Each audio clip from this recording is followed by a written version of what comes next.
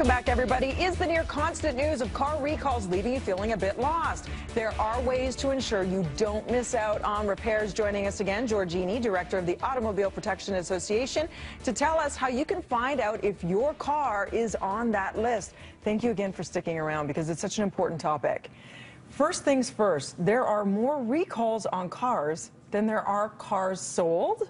That's right. So in Canada, we sell about 1.5 million to 2 million new cars a year. And there are years where you have 2 or 3 times that many vehicles recalled. Okay. So it's normal. It's normal. Yeah, you can expect if you're buying a vehicle that at some point in its life, it will be subject to a safety recall. Now, if you have a newer vehicle, it's easier to get a hold of you via mail, and they'll send you those recalls. If you have an older vehicle, or you got it at a used car dealership, they might not be able to locate you. People don't realize our recall legislation is pretty antiquated, so it requires that the car makers send you a letter to the last known address in their records. Okay. So a lot of times we think, well, I'm renewing my registration every year. They know where to find me. Right. That's your provincial government, Ontario, but the recall law is federal, and the two don't talk to each other. It's a disconnect. Right. So the car maker's address may well be the address of the original owner when they took delivery of the vehicle. So we might be left out in the dark and not realize our car has been recalled. How do we then find out?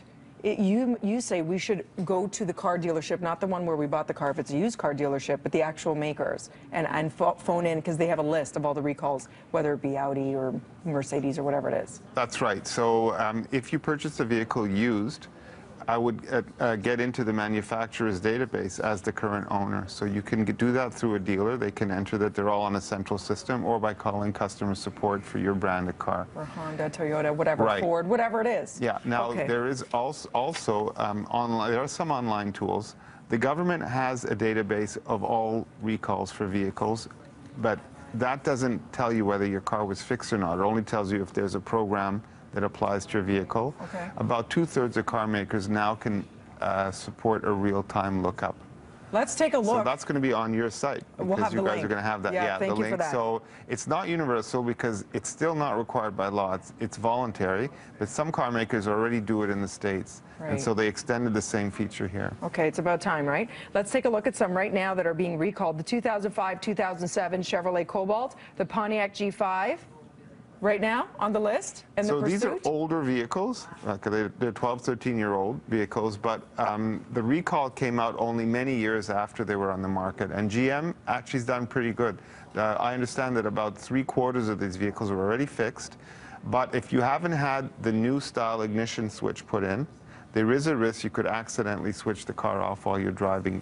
Yikes. Yeah, so you should take it in if that's the case. Okay, if you have the Toyota RAV4 SUV, this is actually quite extensive. The 2006 through 2012 models? So it took Toyota apparently a long time to figure out there was a problem because 2006, it's more than 10 years after those vehicles came out. So finding a 2012 owner is not going to be hard for Toyota, but for the 2006 and 7, 8, 9, those are probably on their second or third owner.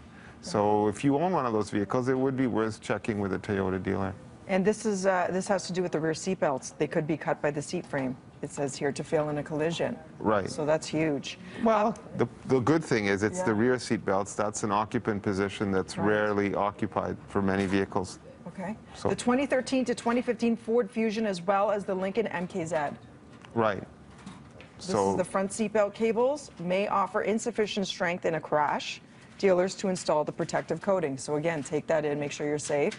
Yeah. And lastly, the 2009 Audi A3, the Volkswagen Rabbit, the Jetta, EOS and GTI, and 2010 Golf, possible malfunction on the anti-lock braking system. So again, take it in, they'll make sure they take care of it.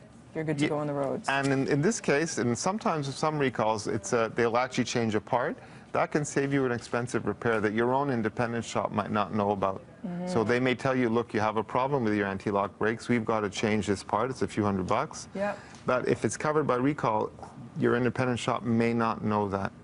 Whereas if you're up to date, and a free repair is available, then your back is covered. And peace of mind is priceless. Thank you so much, Georgini. For more information, breakfasttelevision.ca. Right now, we're going to throw things over to Kev.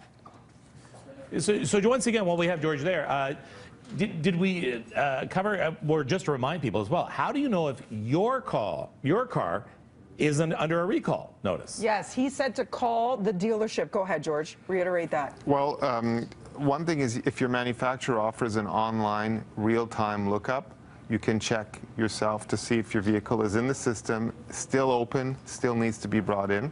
Or check with a dealer and ask them to update your records if you're a second or third owner so that you get future notices and that they can backfill any open recalls or programs for your vehicle upgrades. Yes. There you go, Kev. That's great. So just even to tell, you may not have bought it from the dealership, but just get them to put you on their records. All right, thank you very much. Great advice.